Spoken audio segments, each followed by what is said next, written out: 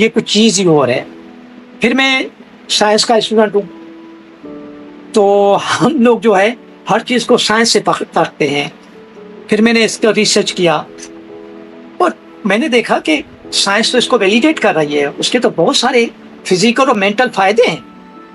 जब साइंस ने इसको वैलिडेट किया तो फिर मैंने इसको अपनाना शुरू किया। मैं फिर सीरियस प्रैक्टिशनर हुआ। दिन को रात को हर वक्त मैं शुरू हो जाता था। तो बेसिकली मैं कोई मास्टर नहीं हूँ, लेकिन मैं रेगुलर प्रैक्टिशनर हूँ। और इस वजह से फिर मैंने सोचा कि क्यों ना ये चीज़ दूसरों को भी इंट्रोड्यूस कराई जाए, कम से कम स्टार्टअप तो हो जाए।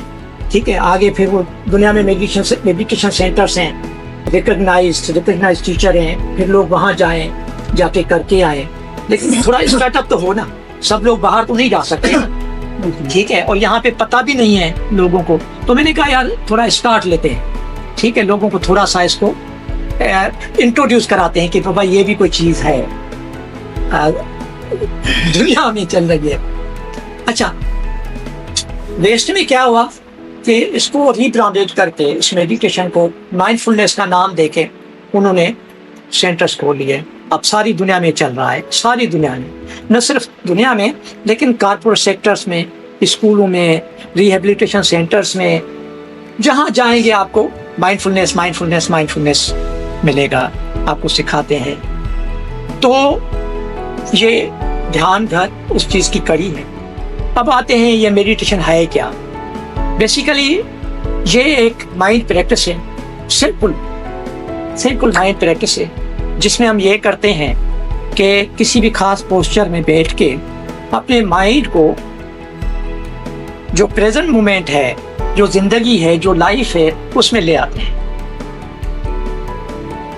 माना हम उसको फोकस करके अपने लाइफ में, मैं आपसे हमेशा एक सवाल करता हूँ कि हम यहाँ सब लोग बैठे हैं, मैं अगर आपसे सवाल करूँ कि हमारे लिए इस वक्त सच क्या है, रियलिटी क्या है हमारी जिंदगी की, तो मेरा ख्याल है एक ही रियलिटी है हमारी जिंदगी की, वो ये है कि हम यहाँ बैठे हुए हैं, सांस ले रहे हैं, जिंदा हैं। यही है, इसके सिवा भी कोई जिंदगी है आपकी? इसके सिवा भी कोई जिंदगी है? अब आप आए, वो टाइम गुजर गया, इट विल नेवर कम, ये कभी नहीं आएगा। जो गुजर गया 2 मिनट मेरी जिंदगी के गुजर गए, वो वापस कभी भी नहीं आएंगे। अगला लम्हा किसने देखा है? Nobody nose. तो बेसिकली हम कुछ नहीं करते, हम इस जिंदगी में आते हैं, इस लाइफ को टच करते हैं। हमने कभी लाइफ को टच ही नहीं किया, ईमानदारी की तो बात ये है। हम जहाँ मौजूद होते हैं, जहाँ ये जिस्म मौजूद होता है, हमारा माइंड उधर होता ही नहीं। हमारा माइंड तो फ्यूचर पास्ट में रहता है, जो लाइफ है नहीं हमारी। अगर आप उसके लिए बारे में सोच भी रहे हैं तो वो आपकी इल्यूजन है, उसका लाइफ से कोई ताल्लुक नहीं है। तो इस एक्सरसाइज में हम क्या करते हैं, हम लाइफ में आते हैं, हम जहाँ होते हैं उधर अपने आप को ले आते हैं। सिंपल लाइफ का है अभी इस वक्त है, इसके सिवा कोई लाइफ ही नहीं है। अभी कोई कहे मुझे कि कल मेरा ये होगा, ये मुमकिन ही नहीं है। तो ये मुझे कहे कि डॉक्टर बदर कल का दिन मेरा अच्छा नहीं गुजरा है, मैं वापस जाके अच्छा गुजार के आता हूँ या आती हूँ, इज इट पॉसिबल? नहीं, ये मुमकिन ही नहीं है। अगले 10 मिनट में आप लोगों के साथ क्या होने वाला है, किसी के साथ क्या होने वाला है, nobody nose. Life is here right now in this very moment. तो इस एक्सरसाइज में हम कुछ नहीं करते, लाइफ में आते हैं, जिंदगी में आते हैं, जिंदगी को टच करते हैं। नंबर 1 नाउ एंड हियर में आते हैं, बस। और दूसरा इसका ये कि जो हो रहा होता है, जो मैं एक्सप्रेस कर रहा होता हूँ या एक्सप्रेस कर रही होती हूँ, मैं उसको उसी तरह ही देखती हूँ, उसी तरह ही एक्सेप्ट करती हूँ। बस ये 2 नुक्ते हैं। मैं आपको एक पॉइंट है नाउ एंड हियर, हम यहाँ पे आते हैं, नाउ एंड हियर में आते हैं, जिंदगी में आते हैं, लाइफ में आते हैं, बस। नंबर 1। और नंबर 2, उस मोमेंट में जो हम एक्सप्रेस कर रहे होते हैं, हम उसको एक्सेप्ट करते हैं as it is.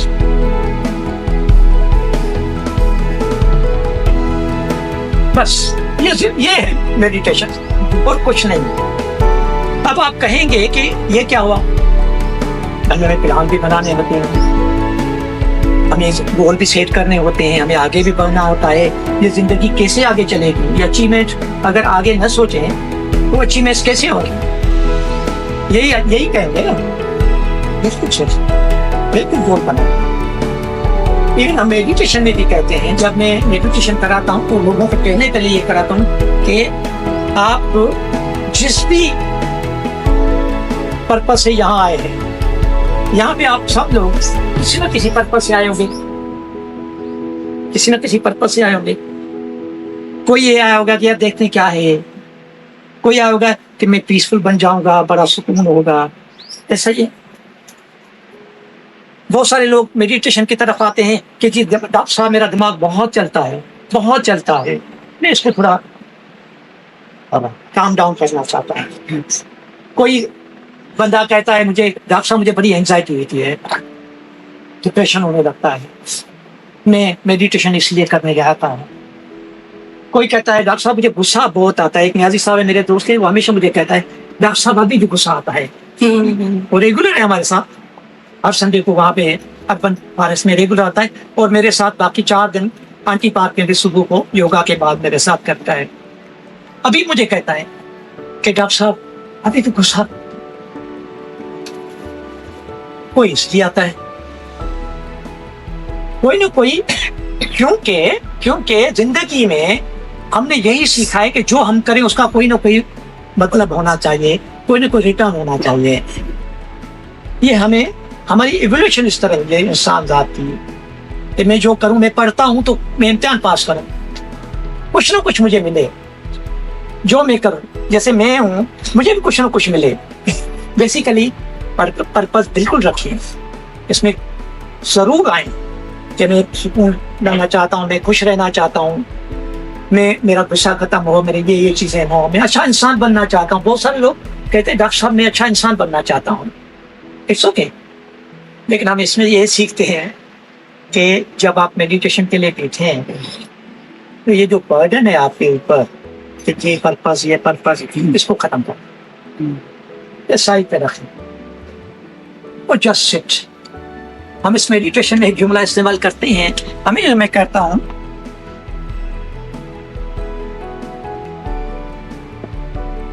Just sit, बस नो पर्पस। जो भी आपका पर्पस है सब के सब, everything will fall into place, I tell you, सब आ जाएगा।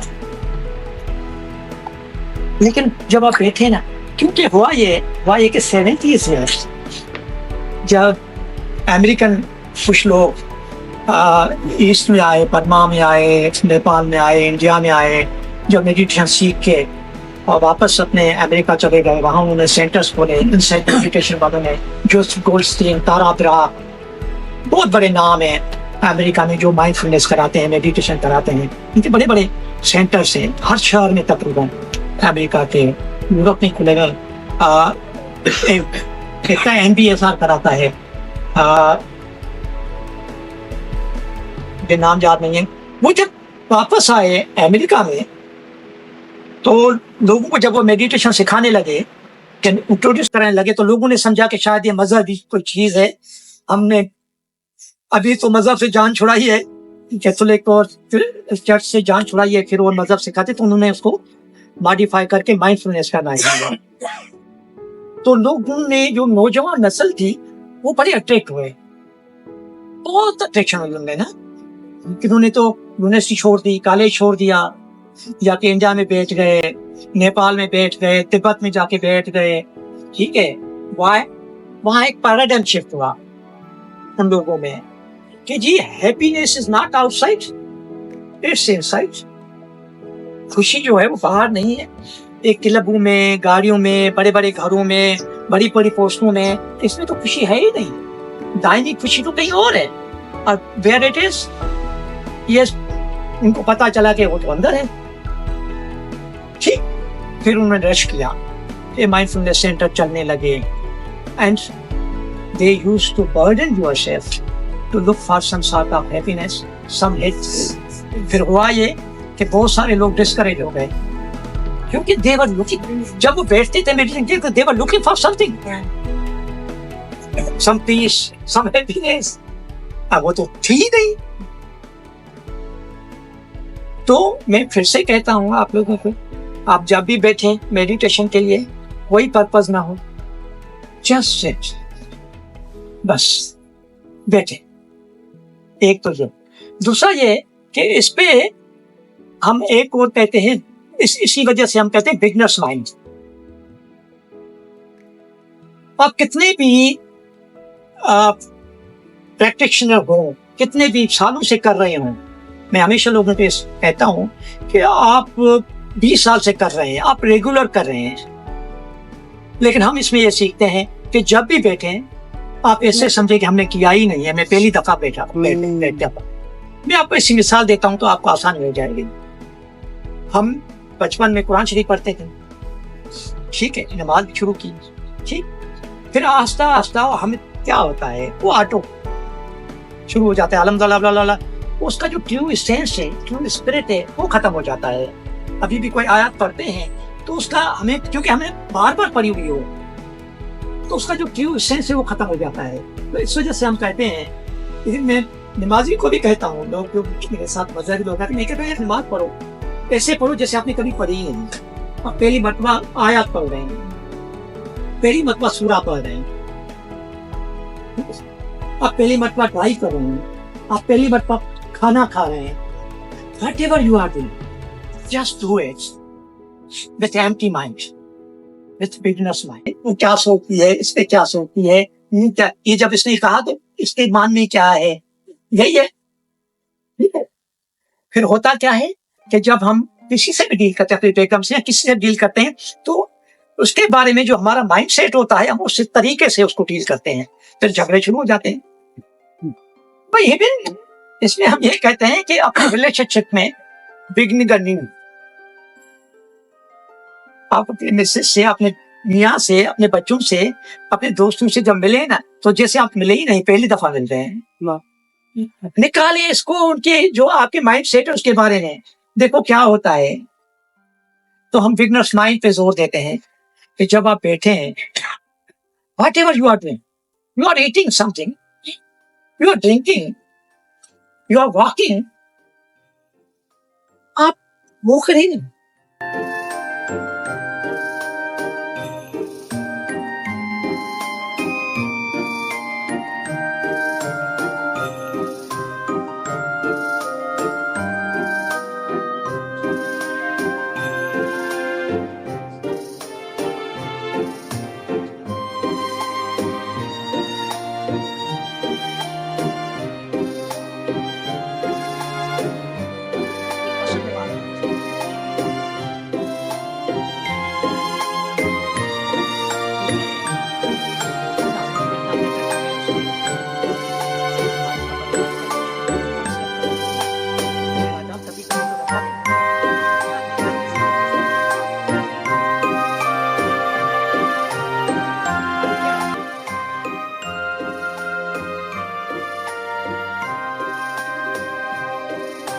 मैं कह रहा हूँ कि आप जहाँ मौजूद हैं, जहाँ जिंदगी है, जहाँ आपका एक फॉर्म है, जहाँ आप गार्डियन है, आप माइंड को बदल लें और चीजों को उस तरह ही देखें। अब मैं जब इस तरह देखने की बात कर रहा हूँ, तो यहाँ पे लोग सवाल करते हैं कि डॉक्टर साहब, आप जब कहते हैं कि जो चीजें हैं उसको इसी तरह देखें, मेरे दो बच्चे आपस में लड़ रहे हैं, मैं कहूँ ठीक है लड़ रहे हैं, सब छोड़ो, मुल्क में क्या हो रहा है डॉक्टर साहब, आप कह रहे हैं कि इस तरह देखो, ये क्या हशर नशर तक किया है मुल्क का, शाहजहां ने, बड़े लोगों ने 70 साल से करते आए हैं, और डॉक्टर साहब कह, आप कह रहे हैं कि बस इस तरह देखो, what nonsense you are talking about. और डॉक्टर साहब आप तो हमें पैसे बनाते हैं, और ये लॉजिक है ना उसका। तो हम कहते हैं कि ये एक्सेप्टेंस पैसे नहीं है, ये कुछ और चीज है। वो क्या है, वो ये है कि फितरत में अल्लाह, भगवान, गॉड, जो भी आप बिलीव करते हैं, नेचर, जो भी आप बिलीव करते हैं, तुम्हारे अंदर इंसान को जब पैदा किया तो उसमें कुछ क्वालिटीज रखी, और वो क्या क्वालिटीज हैं,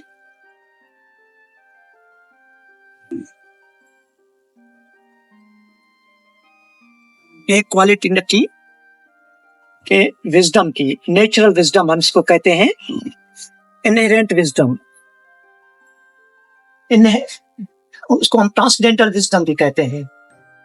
अभी कोई प्रॉब्लम होता है आपके साथ, मेरे साथ, हम इसको हल करने की जब कोशिश करते हैं, हम रिस्पांस देने की कोशिश करते हैं, कोई सिचुएशन पैदा होती है, हम जब उसमें रिस्पांस देने की कोशिश करते हैं, रिएक्ट करने की कोशिश करते हैं, टेक करने की कोशिश करते हैं, तो हमारी जो कंडीशनिंग है, हमारी जो लर्निंग है, हमारी जो नॉलेज है, हमारी जो इंफॉर्मेशन है अंदर भरी हुई, हम उस तहत वो करते हैं, हम उसको कहते हैं। मेरा विजडम ये कहता है, लेकिन आले आबिद का विजडम तो कुछ और कहेगा उस मसले के बारे में, नरगिस का कुछ और कहेगा, विनोद का कुछ और कहेगा।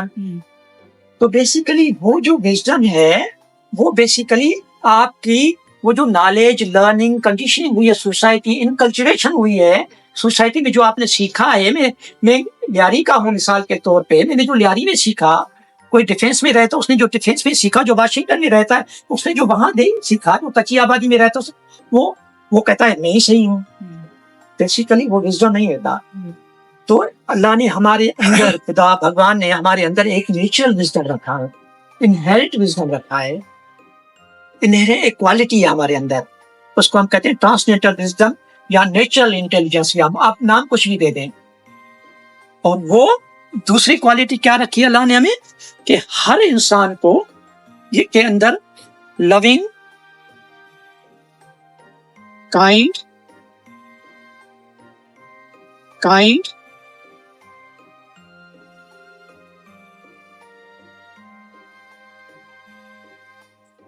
कंपैशनेट हार्ट रखा है। ये बड़ा वैलिड सवाल है, ठीक है, it's a wonderful question, very very good question. असल मेरे ख्याल के मुताबिक कि every human being is hard wired to become happy, क्योंकि हमारे अंदर हार्ड वायर्ड है बेसिकली, ठीक है। ये कोई स्पेशल चीज़ हम स्पेशल चीज़ को नहीं ढूंढ रहे हैं, हर इंसान के अंदर एक वी आर हार्ड वायर्ड, मतलब हम पैदा हैप्पीनेस के लिए हुए हैं बेसिकली। इस वजह से we are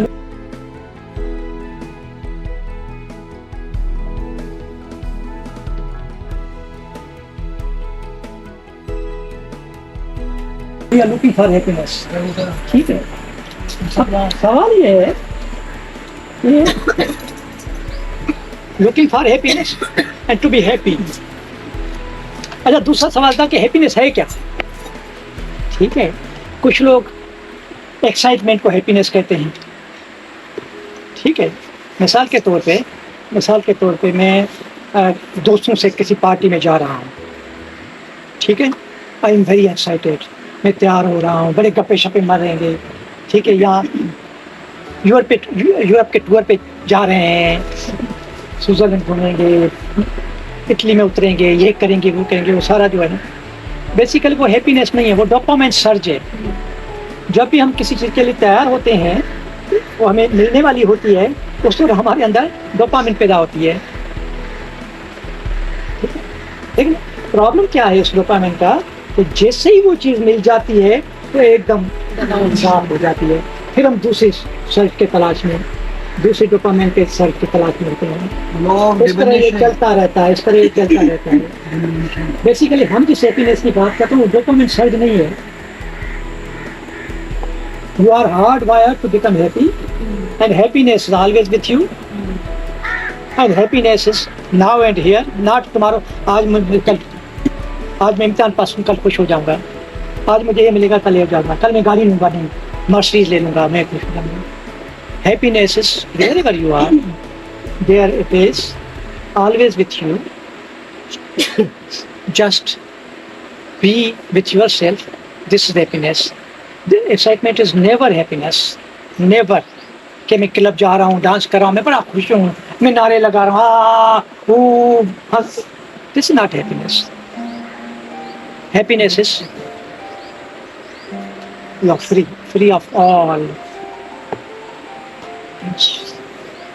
You are serene, you are peaceful. To me, this is happiness. But this is not something no, और we are hard wire to become happy. हमें हैप्पी देश के लिए पैदा हुए हैं, और happiness is right now, right here in this very moment. हमें ढूंढने की जरूरत ही नहीं है। ठीक है कि मेरा बेटे की शादी हो जाएगी तो मैं खुश हो जाऊंगा, मेरे बेटे का नौकरी होगी तो खुश हो जाऊंगा, मेरी बेटी का अच्छी जगह रिश्ता होगा तो खुश हो। आज की तरह आज इस उम्र में ये हम सोचते हैं, हम उस उम्र में बच्चे का अच्छे ग्रेड आएंगे तो मैं खुश हो जाऊंगी, मैं इम्तिहान में जब पास होऊंगा तो खुश हो जाऊंगा। No no no, you are always happiness. Sir ये बात तो आपकी समझ आ गई हैप्पीनेस की, लेकिन इसका नेक्स्ट लेवल भी कोई है या नहीं?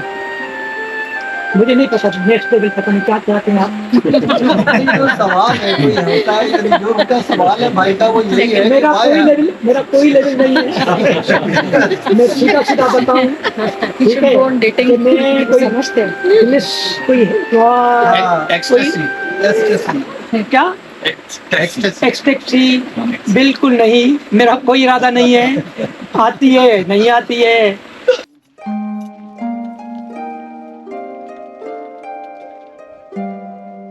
बहुत अच्छा रहा माशाल्लाह से। फर्स्ट टाइम अटेंड किया था, हम हर संडे को लेकिन बहुत अच्छा लगा, बहुत अच्छा लगा, बहुत कुछ सीखा हमने। बहुत अच्छा लगा, बहुत गेन किया हम लोगों ने। और यहाँ की लोकेशन, यहाँ का ग्रीनरी और ये जो बागात हैं, उसने डॉक्टर बदर के मेडिटेशन के साथ साथ इन चीज़ों ने भी हमें अट्रैक्ट किया। डॉक्टर बदर ने जो मेडिटेशन का सेशन रखा था, और वो भी एक छोटे से गांव में, वहाँ पर जैसे कहता है जंगल में मंगल करना, तो उस तरीके से करना, और नेचर के साथ हम जो मेडिटेशन करें तो बहुत मज़ा आया। और डॉक्टर बदर का बहुत बहुत शुक्रिया। लगा जगह बहुत अच्छी है, और जैसी डॉक्टर साहब ने जेनरसली ऑफ़र किया है, तो जो भी कोई ज़रा सा भी मेडिटेशन में इंटरेस्टेड है वो यहाँ पर आएँ, आपके टाइम को लगाएं, जगह को इस्तेमाल करें, ताकि जो डॉक्टर साहब की मेहनत है उसका लोग फ़ायदा भी उठाएं। Thank you so much. बहुत शुक्रिया, thank you very much. Doctor साहब के तफ़ैल हमें ये इसको एक्सपीरियंस करने का मौका मिला, और जिस तरह बाजमात नमाज़ पढ़ते हैं वैसे ये ग्रुप मेडिटेशन ने हमें जो है ना एक ग्रुप एनर्जी, कलेक्टिव एनर्जी, उसको ऑब्जर्व करने का, सेंस करने का मौका मिला। बेहद शुक्रगुजार। ओके डॉक्टर साहब, थैंक यू सो मच। इंशाल्लाह फिर जरूर आपसे मुलाकात। बहुत थैंक यू। लोग आए, ठीक है, आप लोगों का बहुत बहुत शुक्रिया। और ये मेरे लिए इज़्ज़त की बात थी कि आप मेरी दावत पे आए, और ये सेंटर आप लोगों का है, ये किसी की ज़ाती मिल्कियत नहीं है। ये एक चैरिटी है, ये एक जनरॉसिटी है, और आप उसमें हिस्सा लें। आपका हिस्सा का मतलब ये है कि आप यहाँ आके मेडिटेशन करें। ये आपकी डोनेशन, आपकी कंट्रीब्यूशन, आपकी जनरॉसिटी है। मेरा फ़ोन नंबर है, उस पर मुझे सिर्फ बता देना है। मैं लड़कियों को बोल दूँगा, यहाँ पे जो रहता है इकबाल नाम है, उसको मैं कह दूँगा, वो आपका गेट खोलेगा। आपकी जो भी आपको चाहिए होगा वो आपको यहाँ पे मुहैया कर देगा। मतलब ये सबके लिए ओपन इन्विटेशन है? सबके लिए, एवरीबॉडी।